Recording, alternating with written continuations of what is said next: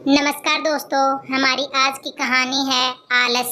सुनो, मम्मी जी क्या इस बार गर्मियों में गांव जाएगी। स्कूल में छुट्टियां पड़ रही हैं तो भाभी भी अपने मायके जा रही है और मेरी माँ यहाँ आ रही है। पूरे घर का काम मुझे खुद करना पड़ेगा, फिर माँ का अकेले मन कैसे लगेगा।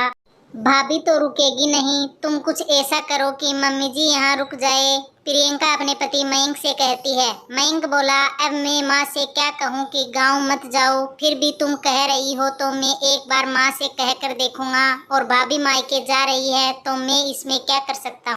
तुम्हारी माँ आ रही है, तुम्हें खुश होना चाहिए। कौन से हमारे घर में कमरों की कमी है, आने दो, मिलजुल कर रहेगी। और मयंक वहां से चला गया। शाम को प्रियंका मयंक से बोली, सोच लो कल को अगर कुछ हुआ तो फिर मुझे ये मत कहना कि मैंने आपको चेताया नहीं था।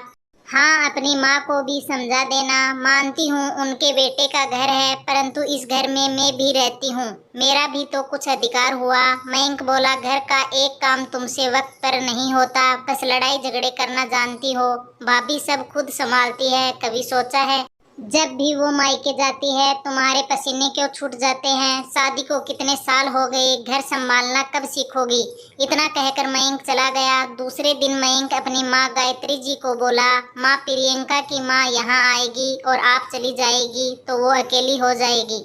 क्यों न कुछ दिन के लिए आप रुक जाओ, वो दूसरे कमरे में ठहर जाएगी, आपको कोई दिक्कत तो नहीं होगी। और हम सब तो हैं ही, कोई दिक्कत हुई तो मैं देख लूँगा। गायत्री जी बोली, बेटा तुम मुझे पूछने आए हो या बताने आए हो। ये तुम्हारी सास हर साल यहाँ आ जाती है, पर तुम्हारी पत्नी से खुद तो कुछ होता नहीं है। बता देना, मुझसे उम्मीद न रखे कि मैं रसोई में उसकी मदद करूंगी। अरे कम से कम अपनी माँ के लिए हाथ चला लिया करे। प्रियंका से घर का एक काम नहीं होता था, पर जब उसने ये बात सुनी तो पति और सास दोनों से बहस हुई और घर में बहुत हंगामा हुआ।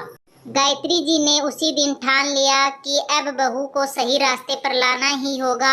इसके लिए उन्होंने सबसे पहले अपने बेटे से बात की और उसे समझाया। बेटा बोला, आप तो सब कुछ जानती हैं, फिर भी ऐसा कह रही हैं, आखिर मैं करूं तो क्या करूं।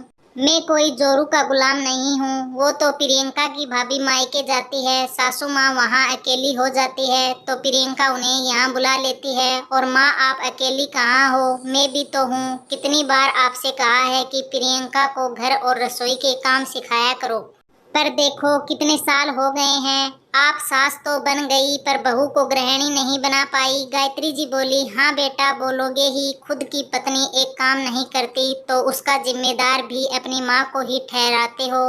मैं कह रही हूँ तुम खुद भी कड़क बनो, वरना बाद में तुम्हें भी पछताना पड़ेगा। मयंक बोला, माँ आप कह तो सही रही हैं, परंतु अब प्रियंका को सही रास्ते पर कैसे लाया जाए। मैं भी थक गया हूँ उसकी आलसी आदत से, रोज किसी न किसी बात पर लड़ती है, इसका कोई तो उपाय होगा। गायत्री जी बोली, बेटा बहू को वक्त का महत्व मुझे सिखाना पड़ेगा। यह मैंने सोचा नहीं था, उसकी माँ ने तो उसे सिखाया नहीं, अब ये सास सिखाएगी। तुम चिंता मत करो, आने दो उसकी माँ को, देखना वो कैसे रास्ते पर आएगी। फिर गायत्री जी अपने कमरे में चली गई। एक हफ्ते बाद प्रियंका मयंक से बोली, माँ को वक्त पर लेने चले जाना। वो बोला, मुझे आज ऑफिस जाना है, तुम चली जाओ। प्रियंका बोली, आप इतना भी मेरे लिए नहीं कर सकते। मयंक बोला, तुमसे घर के काम नहीं होते, तुम अपनी माँ को भी नहीं ला सकती, आखिर तुमसे होगा क्या।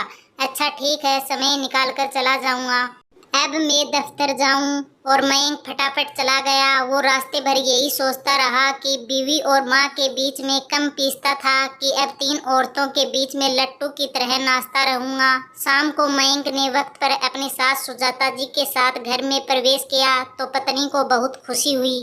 मयंक की माँ बोली, बेटा तुम थक गए होंगे, दफ्तर से स्टेशन जो चले गए, थोड़ा आराम कर लो। दूसरे को भले ना हो पर मुझे तुम्हारी चिंता है। सुजाता जी समधन की भूमिका कैसे भूल सकती थी, तो उन्होंने कहा, अरे समधन जी आपका बेटा इतना भी नाजुक नहीं कि दफ्तर से रेलवे स्टेशन चला गया तो थक जाएगा।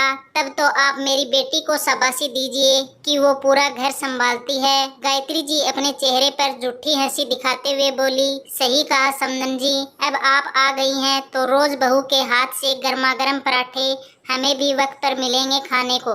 अब तो मैं आपके साथ आराम से बैठूंगी और मजे से हम दोनों सास बहू के सीरियल देखेंगे। प्रियंका हैरानी से सास को देखने लगी। मयंक समझ गया अब तो रोज घर में ऐसी घटनाएं होती रहेंगी। गायत्री जी धीरे से मयंक से बोली, बेटा यही मौका है प्रियंका को अपनी माँ से रसोई के गुण सीखने दो। सही वक्त पर बहू का आलस नहीं हटाया गया तो कल को बच्चे भी ऐसी हरकत करेंगे। मैं ये नहीं कहता कि बहू को आराम नहीं करना चाहिए, परंतु इतना आलस शरीर के लिए अच्छा नहीं है। वक्त रहते नहीं समझी तो बाद में पछताना पड़ेगा। मयंक भी माँ के साथ हो गया। एक रात प्रियंका मयंक से बोली, अभी 1-2 हफ्ते हुए हैं और तुम्हारी माँ घर में रोज नए बवाल खड़े करती हैं। मेरी माँ आई है इसका मतलब यह नहीं है कि वो मुझसे काम करवाती रहेगी। उन्होंने तो मेरा जीना हराम करके रखा है।